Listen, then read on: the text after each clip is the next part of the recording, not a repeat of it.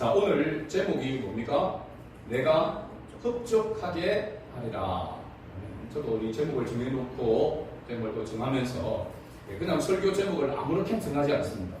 그래서 많이 말씀을 때로는 좀 다 준비를 해놓고 설교 제목을 정할 때도 있고요.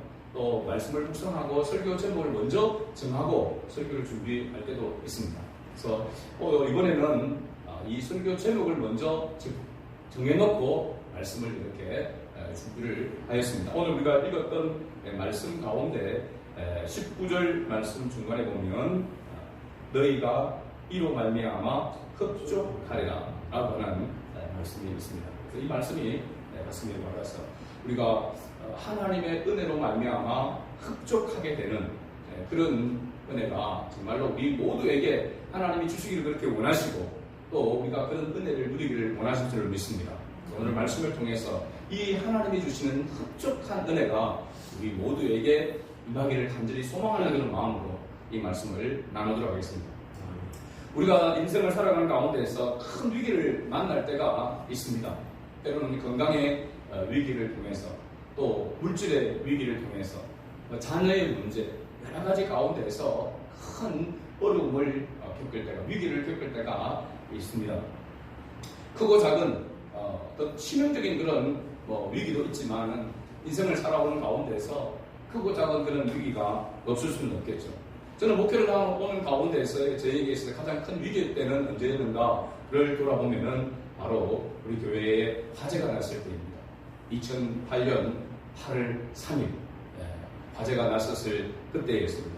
그때 어떻게 불을 할 그 겨를도 없이 교회 앞에 왔을 때 이미 교회는 건물이 활활 타고 있고 연기가 큰 연기가 터져 나오는 그런 모습을 바라볼 수밖에 없는 그런 상황이 있었습니다. 모든 것을 다 잃었구나. 여기까지인가. 그런 생각을 할 때가 있었습니다. 절망할 수밖에 없는 그런 상황이었습니다. 개척교회가 안 된다고 하더니만 역시 안 되는구나 라고 하는 그런 절망적인 그런 생각도 있고, 물론 그 화재 이후에 또 여러 가지 교회의 어려움들을 만나면서도 그런 생각을 했습니다. 여기까지인가 라고 하는 그런 절망을 느꼈던 적이 있습니다. 마치 메뚜기 떼가 휩쓸고 간 밭처럼 모든 것이 무너진 듯한 그런 순간이었습니다. 여러분들은 살아온 가운데서 이런 크고 작은 위기를 만났을 때가 언제였는지 한번 다시 돌아볼 수 있기를 바랍니다. 꼭 큰 위기만 아니라 나름 위기라고 느낀 때가 언제인지를 생각해 보면 좋겠습니다. 유다 백성들은 완전히 절망할 수밖에 없는 큰 어려움을 당하였습니다. 그러나 오늘 본문 요엘서 2장 18절에서 27절 말씀에서 여호와 하나님께서 이렇게 분명하게 말씀하고 있습니다. 내가 너희에게 흡족하게 하리라. 할렐루야. 하나님께서 이스라엘 백성, 유다 백성을 회복하시겠다라고 하는 선언이 여기에 담겨 있습니다.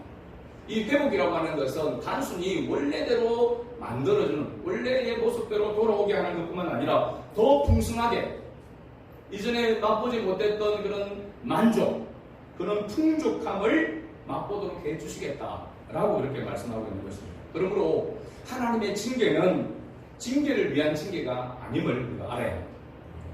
회복을 위한 바로 사랑의 배초리가 바로 하나님의 징계라고 하는 것을 성경은 보여주고 있습니다. 우리가 사랑하는 자녀를 징계할 때에 사랑하기 때문에 징계를 하게 됩니다. 나무라게 됩니다. 벌을 주게 됩니다. 꾸준함을 하게 되는 거죠.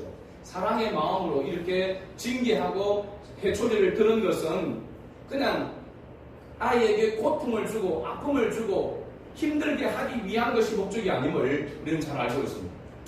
부모의 마음은 자녀가 잘못된 것을 고치고 다른 길로 나가기를 원하고 정말로 더 행복한 그런 삶을 살아가기를 원하는 그런 마음에서 회초리를 들기도 하고 징계를 하게 되는 것을 우리가 보는 것이죠.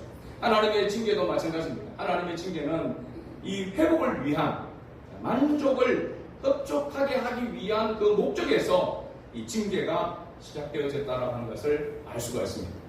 그래서 오늘 18절에서 20절 말씀 본문에서 보면 하나님의 회복은 긍휼에서부터 시작된 것을 알 수가 있습니다. 우리 18절 말씀을 다시 한번 읽어볼까요? 그때 여호와께서 자기의 땅을 극진히 사랑하시어 그의 백성을 불쌍히 여기실 것이라. 아멘. 자기의 땅을 극진히 사랑한다라고 하는 것은 바로 언약의 백성을 말하고 있습니다. 그렇죠? 유다 백성을 불쌍히 여기실 것이라 라고 그렇게 말씀하고 있죠.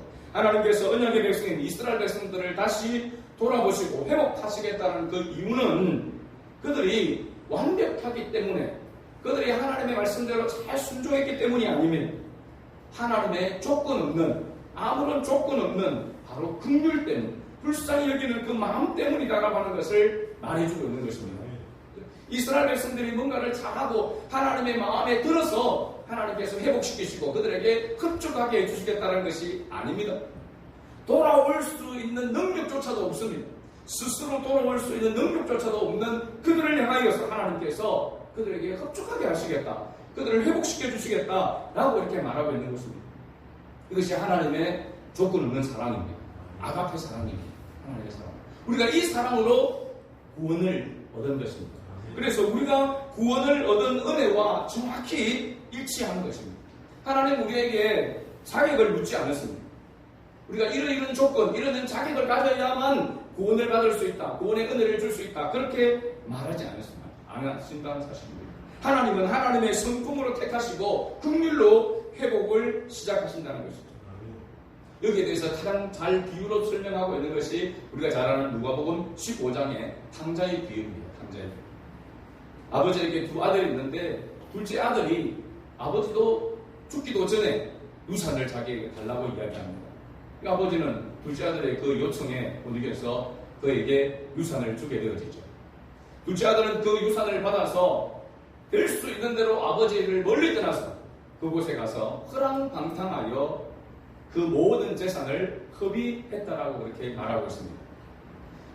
처음에는 가진 재산들 때문에 친구들과 많은 사람들과 함께 어울려서 즐겼지만은 결국은 그 모든 재산들이 다 탕진되고 나니까 아무도 자기 옆에 남질 않았습니다. 그런 가운데 그런 먹을 것이 없어서 돼지가 먹는 쥐염 열매, 요즘 말로 하면 돼지 사료입니다. 그 돼지 사료를 먹으면서 살기 위해서, 생존하기 위해서 그렇게 완전한 밑바닥에 떨어지게 된 것입니다. 거기에서 그가 생각합니다. 내 아버지 집에는 품꾼이라도, 거기에 있는 종, 노예들이라도 먹고 사는 문제에 대해서는 염려하지 않는데 나는 여기서 추려 죽는구나, 굶어 죽는구나 라고 그렇게 간직하면서 내가 아버지 집에 돌아가서 나를 품꾼의 하나라도 써달라고 해야 되겠구나 라고 생각하고 아버지 집으로 돌이켜 오는 것을 봅니다. 놀라운 것은요, 그 둘째 아들이 탕자가 저 먼 거리에서 오는 것을 아버지가 보고 아버지가 그 아들에게 달려가는 것을 봅니다. 여러분, 아버지는 이 아들이 무슨 말을 할 것인지, 앞으로 어떤 결단을 할 것인지 전혀 듣지 않았습니다. 아들로부터 이야기를 듣지 않았습니다. 아버지의 입장에서, 아버지의 그 성품으로 말미암아 그 아들에게 달려가서 그 아들을 끌어안게 되어지게 되고, 그리고 아들이라고 하는 인정하는 반지를 손에 끼우고 좋은 옷을 입히고 그리고 큰 잔치를 예술하게 되는 걸 봅니다. 누가복음 15장의 이 탕자의 비유를 통해서 보여지는 탕자에게 포커스가 아니라 아버지의 모습 속에서 하나님이 어떤 분이신지, 우리의 주님이 어떤 분이신지, 어떤 성품의 주님이신지를 보여주고 있는 것입니다. 우리 같으면은 한 번 거스르고 거역하고 간 것 또 거역하게 될 거다. 어떤 자격을 부여해서 네가 반드시 이런 약속을 하고 이런 약속을 지키면 다시 아들로서 회복시켜주겠다, 그렇게 하지 않겠습니까? 또 그렇게 하는 것이 당연하다고 생각하지 않겠습니까? 그렇죠? 그 아들의 자초지종을 들어보고 네가 정말로 진심으로 그렇게 결단을 한다고 한다면 내가 회복시켜주겠다, 어떤 자격을 주겠다, 그렇게 말할 수 있잖아요. 그러나 이 말씀을 보면은 아버지는 그 아들이 어떤 결단을 하고 어떤 약속을 한 것에 대해서 개념치 않았습니다. 그냥 아버지의 그 긍휼함 때문에, 아버지의 그 사랑 때문에 그 아들을 그냥 그대로 있는 모습 그대로 안아주고 받아들였던 것입니다. 그리고 회복시켜준 것입니다. 이것이 바로 하나님께서 돌이키게 되어질 때에, 회복하게 될 때에, 시켰을 때에 흡족하게 해주시는, 이 둘째 아들에게 있어서는 이것이 흡족인 것입니다. 그렇죠? 먹고 살기 위해서 다시 돌아왔는데, 품꾼의 하나라도 되기를 위해서 돌아왔는데, 아버지는 아들로서의 지위를 다시 회복시켜줄 뿐만 아니라 잔치를 배설해서 그에게 넘치는 흡족한, 만족할 수 있는 그러한 은혜를 베풀어 주신 것입니다. 바로 하나님께서 오늘 우리에게 베풀으신 은혜가 이와 같은 줄로 믿습니다. 여러분, 우리가 하나님의 자녀가 되어지고 하나님의 자녀로 살아가는 것은 지금 이렇게 그냥 겨우겨우 살아가다가 죽고 난 다음에는 천국에 가는 것, 여러분, 그것을 주님이 약속한 것이 아닙니다. 이 땅에 살아가는 동안에 그 하나님의 나라를 소망할 수밖에 없도록 하나님께서 우리에게 흡족한 은혜를 주셔서 그 은혜로 말미암아 하나님의 나라를 바라보게 하시는 것입니다. 그러니까 하나님은 겨우 구원을 받아서 겨우 그냥 하나님의 자녀로서 살아가도록 우리를 부르신 것이 아니라고 하는 사실입니다. 그래서 두 번째를 보게 되어지면요, 하나님 우리에게 우리가 이런 것에 대하여서 보상하시고 흡족하시게 할 뿐만 아니라 여호와 이름을 찬송하게 하실 것이라 라고 그렇게 말씀하고 있습니다. 26절 말씀 같이 한번 읽어볼까요? 26절 보면 같이 읽어봅니다. 너희는 먹되 풍족히 먹고 너희에게 놀라운 일을 행하신 너희 하나님 여호와의 이름을 찬송할 것이라. 내 백성이 영원히 수치를 당하지 아니하리로다. 아멘. 우리는 가끔씩 그런 생각이 듭니다. 하나님을 믿는데, 하나님의 자녀인데 왜 세상 사람들에게, 믿지 않는 사람들에게 수치를 당하게 되는가? 물질적인 그런 부분에 있어서, 또 사회적인 그런 지위, 그런 어떤 부분에 대해서 그렇게 생각할 때가 있습니다. 그러나 하나님은 결단코 하나님의 자녀가 수치를 당하기를 원치 않으신다는 사실입니다. 또 수치를 당하지 아니하도록 하시겠다라고 이렇게 말씀하고 있습니다. 그러면 우리가 물질을 통해서만 하나님의 이름을 높일 수 있는 것이 아니고, 우리의 세상적인 지위만 가지고 하나님의 이름을 높일 수 있는 것만이 아님을 말씀하고 있는 것입니다. 뭔가 우리가 수치를 당하지 아니하고 부끄러움을 당하지 아니하고도 하나님의 이름을 높일 수 있는 그런 뭔가 은혜를 하나님께서 우리에게 주시겠다라고 하는, 그 은혜가 있다라고 하는 것을 우리에게 말해주고 있는 것이거든요. 너희는 먹되 풍족히 먹고 너희에게 놀라운 일을 행하신 너희 하나님 여호와 이름을 찬송하실 것이라. 그럼 우리가 진짜 하나님을 찬양하는 것, 찬송가를 불러서 하나님을 찬양하는 것이 아니라 하나님이 이렇게 하셨다고, 하나님이 이렇게 역사하셨다고, 하나님이 이런 일을 행하셨다라고 하나님의 행하신 그 일을 우리의 입으로 선포하는 것이 하나님을 찬양하는 것입니다. 이게 진정한 찬양인 것입니다. 마치 북한 사람들 그러잖아요. 어버이 수령께서 먹을 것을 주시고 어버이 수령께서 다 해줬다고, 그렇게 어버이 수령을 높이는 것, 모든 삶이 다 어버이 수령으로부터 온 거라고 그렇게 이야기하잖아요. 정확하게 우리가 모든 것이 하나님께로부터 왔음을 우리가 고백해야 될 고백을, 그거는 어버이 수령에게 고백을 하고 있고, 우리는 모든 것이 하나님께로부터 왔음을 우리가 깨닫고 하나님 아버지께 영광을 돌리는 것이 차이인 것이죠. 하나님께서 우리에게 단순히 그냥 목숨 부지하고 생존하게 하기 위한 것이 아니라 분명하게 풍성한 삶을 약속하시고 있다고 하는 것을 알 수 있습니다. 우리가 잃어버린 시간과 기회와 또 관계와 건강조차도 하나님은 회복하시고 보상하시는 분이라고 하는 것을 말하고 있고, 그러므로 마음 깊은 곳에서 주님의 이름을 높이도록 하시는 전능하신 하나님이시다라고 하는 것을 말씀해주고 있습니다. 구약에서 대표적인 예를 보면은 구약의 인물 가운데 고난의 대명사로 하면 누구로 말할 수 있을까요? 욥이 있습니다. 욥은 자신의 수많은 그 재산과 또 10명의 자녀가 있었지만 하루아침에 그 모든 것들을 잃어버리게 되어지고, 그렇죠? 자기의 건강조차도 잃어버리게 됩니다. 온 몸에 욕창에 나서 도저히 손으로 긁어서 해결이 안 돼서 깨진 기와장을 가지고 몸을 긁어내서 지내야 할 정도로 극한 그러한 고통 가운데 있었습니다. 그러나 하나님께서 그렇게 욥을 그대로 버려두지 아니하시고 나중에 하나님께서 회복시키시는 것을 봅니다. 그 회복 가운데서 하나님이 흡족게 하시는 그 은혜를 보게 되는데요. 욥기 42장 10절 말씀에 보면 이렇게 기록하고 있습니다. 욥이 그의 친구들을 위하여 기도할 때 여호와께서 욥의 곤경을 돌이키시고 여호와께서 욥에게 이전 소유보다 갑절이나 주신지라. 할렐루야. 여기에 욥의 소유를 이전보다 갑절로 더 주셨다라고 하는 말은 다른 표현으로 하면 오늘 본문에 나오는 흡족하게 하셨다는 거예요. 단순히 원래대로 복원시켜 준 것이 아니라, 원래대로 회복시켜 준 것이 아니라 그 원래보다도 더 만족할 수 있는, 흡족할 수 있는 그런 은혜를 주셨다는 것입니다. 그러니까 하나님, 우리가 가끔 생각할 때 하나님 쪼잔하신 하나님처럼 그렇게 생각하는데 하나님 쪼잔하신 하나님이 아니고 통큰 하나님이시다는 것을 알 수가 있습니다. 단순히 우리를 택하여 천국에 겨우 들어가게 하시는 하나님이 아니시라 이 땅에 살면서 하나님의 그 위대하심을 경험하게 하심으로 살아계신 하나님을 찬양하고 예배하도록 하시는 하나님이심을 믿으시길 바랍니다. 이러한 은혜가 하나님께서 우리에게 약속하신 것입니다. 흡족하게 하시겠다는 약속이십니다. 그러니까 단순히 우리가 예배하는 것이 그냥 예배 시간 한 시간에 와서 예배 드리는 그것을 하나님이 원하시는 것이 아니라 우리의 삶 속에서 하나님의 간섭하심과 하나님의 돌보심과 하나님께서 베푸신 그 은혜로 말미암아 흡족하게 함으로 하나님을 예배하게 하는 것이, 예배하도록 하는 것이 하나님의 원래의 목적이라고 하는 사실입니다. 그런데 여러분, 삶 가운데서 하나님께서 베푸시는 일들을, 하나님께서 베푸시는 그 은혜를 얼마나 깨닫고 있으며 얼마나 그것으로 인해서 경험하고 있고 맛보고 있습니까?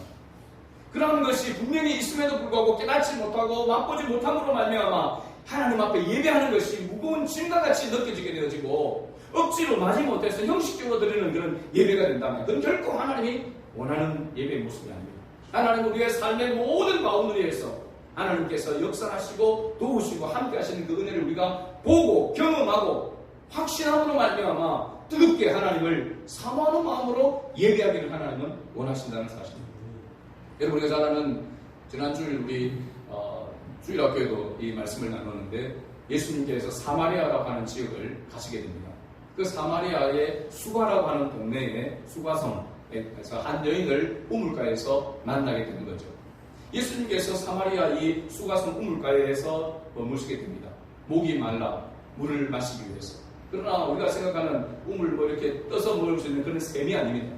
이 팔레스타인 지역 이스라엘 땅에서의 우물은 굉장히 깊습니다. 그래서 우물 하나만 있어도 먹고 살 부자라고 할 정도의 그런 우물입니다. 돌을 하나 던져보면 한참 뒤에 돌 쿵당 소리가 들릴 정도로 매우 깊은 그런 우물입니다. 그래서 드레박을 해서 깊이를 해서 뜨지 않으면 물을 기를 수가 없는 것입니다.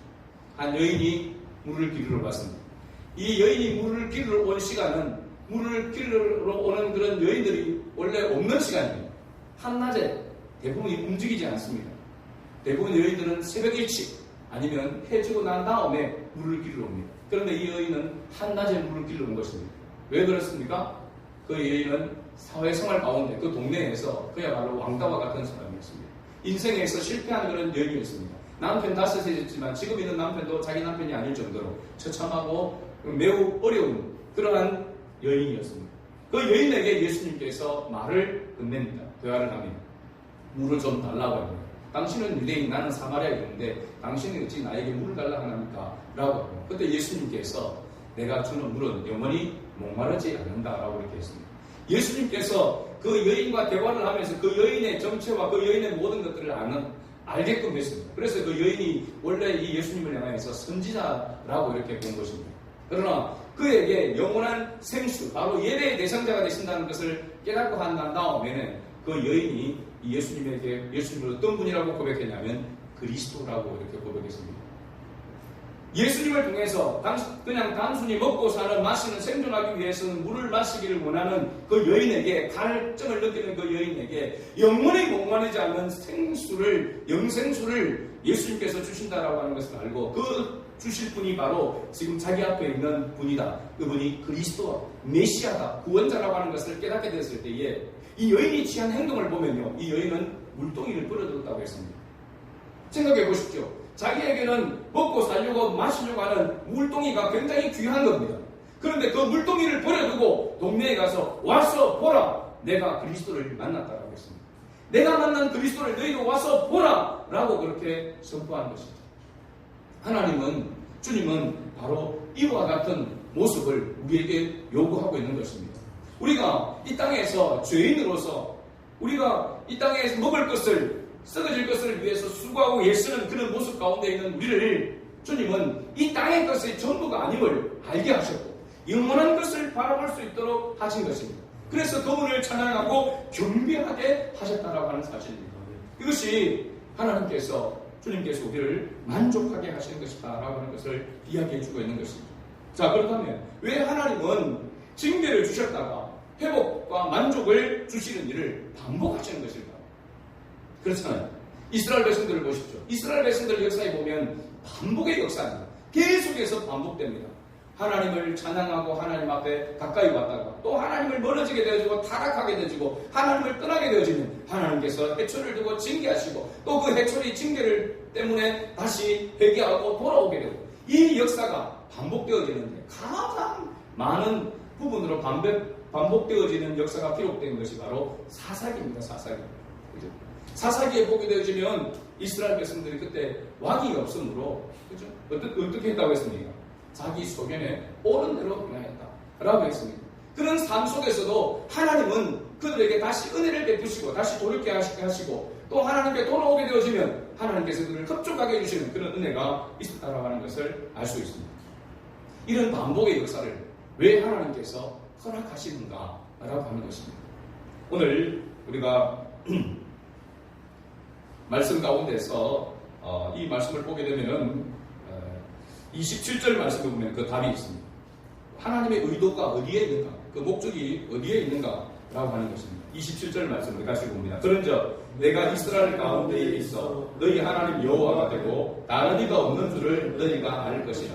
내 백성이 영원히 수치를 당하지 아니하리로다. 아멘. 이 말씀은 하나님께서 자신이 택한 백성과 언제나 교제하기를 원하신다라고 하는 그런 의미가 담겨 있습니다. 하나님께서 왜 이스라엘 백성들을 징계하시고 회복케 하시고 또 징계하시고 회복케 하시고 하는 이 역사를 반복하게 하시는가? 끊임없이 7번 넘어지면 8번째 일어나도록 하시는 이 은혜를 하나님께서 왜 반복하게 하시는가? 라고 하는 것은 하나님은 끊임없이 우리와 교제하기를 원하신다는 사실입니다. 그것이 하나님의 목적입니다. 제가 보니까 나이가 연로하시는 이제 분들 보니까 저희 어머니나 이렇게 보면은 이제는 뭐 먹는 것도 또 뭐 세상에 뭐 좋은 것을 구경하고 하는 것도 뭐 입는 것도 크게 뭐 의미가 없는 것 같더라고요. 또 뭐 아무리 좋은 옷이라 하더라도 입고 나가 외출할 일도 없고 먹는 것도 입맛이 그렇게 당기지 않아서 맛있게 뭐 이렇게 먹는 그런 것도 별로 없고 그래서 뭐 먹고 싶은 게 없으면 입맛이 없다 이렇게 이야기하시고 겨우 그냥 뭐 먹고 그냥 생활하실 정도. 그런데도 불구하고 제가 보니까 가장 원하는 것이 하나 있는 것 같아요. 그게 뭐냐면 나이가 연로하신 분들은 외로움이 가장 크게 보여요. 외로움. 그래서 자녀들의 얼굴을 보기를 원하는 거죠. 자식들의 얼굴을 보기를 원하는 거죠. 그죠? 먹는 것, 입는 것, 그것보다도 이제 뭐 90이 넘어섰으니까 이제는 자녀들 얼굴을 한 번 더 보는 것, 그게 가장 원하는 그런 마음이라는 것을 알게 돼요. 그래서 왔다가 가면은 그냥 막 우시려고 그러면 뭐 그렇다고 해서 있으면은 또 막 여러 가지 귀찮습니다. 또 이렇게 보면 친구들이 좀 화를 가려고 그러면 근데 같이 그 얼굴 보는 것, 그것만으로도 기뻐하시고 그걸 제일 원하신다라고 하는 것을 알 수 있었습니다. 하나님은 뭐 연로하신 분은 아니시지만 그죠? 하나님이 우리에게 가장 원하는 것이 뭐냐라고 한다면 이 마음과 똑같은 것 같아요. 하나님 우리와 교제하기를 원하십니다. 함께 하시기를 원하십니다. 그렇기 때문에 때려서라도 억지로라도 징계를 해서라도 돌아와서 하나님과 교제하고 하나님을 예배하는 그런 하나님의 자녀로 세워지기를 하나님은 너무나도 원하신다는 사실입니다. 예수님께서 하신 그 사역 가운데도 마찬가지입니다. 1순위가 12제자를 불러 모시고 예수님께서 그들에게 사명을 주어서 복음을 전하도록 하기 이전에 주님께서 그들에게 요구하신 것이 나와 함께 있게 하고 주님과 함께 있기를 더 원하셨다는 사실입니다. 오늘 우리가 나가서 복음을 전하는 거 하나님이 우리에게 주신 사명인 줄로 믿습니다. 그러나 그 이전에 하나님이 원하시는 것은 이 예배의 자리에서 하나님의 음성을 듣기를 원하고 주님을 예배하는 이 예배가 하나님이 더 원하시는 자리라고 하는 사실입니다. 이 자리가 어떻게 보면 시작이요 출발이라고 하는 것을 말해주고 있는 것입니다. 말씀의 결론을 맺습니다. 하나님은 우리에게 흡족한 은혜를 주시기를 원하십니다. 우리가 흡족하게 살아가기를 하나님 너무나도 원하십니다. 그것은 하나님의 긍휼하십니다. 그래서 우리가 지난주에 회복을 위한 기도라고 하는 제목으로 말씀을 나눴습니다. 17절 말씀을 가지고 긍휼히 여겨달라고 하나님 불쌍히 여겨달라고 하는 그 기도 외부터 시작되는 하나님 회복이 시작된다고 이야기했습니다. 하나님의 긍휼하심이 있어야 회복되어지게 되고 흡족해 하는 은혜가 우리에게 임하게 되는 줄로 믿습니다. 우리에게 있는 결핍은 단순히 물질적인 것만은 아닐 것입니다. 진정으로 흡족한 삶은 하나님과의 관계가 바르게 되어지고 하나님의 임재와 회복을 맛보면서 주님과 함께 교제하는 삶인 줄로 믿습니다. 그러기에 가장 우리의 삶에 있어서 우선순위는 예배여야 합니다. 예배여야 되고 이 공동체 속에서 시작되어져야 된다고 하는 것을 우리가 기억했으면 좋겠습니다. 그러므로 하나님의 자녀다운 정체성을 가지고 영원토록 주님과 교제하는 삶을 맛보고 누리는 이 은혜를 우리 모두가 맛보고 누릴 수 있기를 주의 이름으로 축복합니다. 아멘.